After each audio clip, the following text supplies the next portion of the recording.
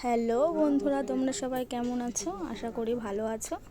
দেখো, আমাদের বাড়িতে কীর্তন হয়েছে, তো রাধা মাধবের ইচ্ছায় দিতে পেরেছি। অনেক দিন ধরেই ভাবছিলাম দেবো দেওয়া হচ্ছিল না, সবই ঠাকুরের কৃপা।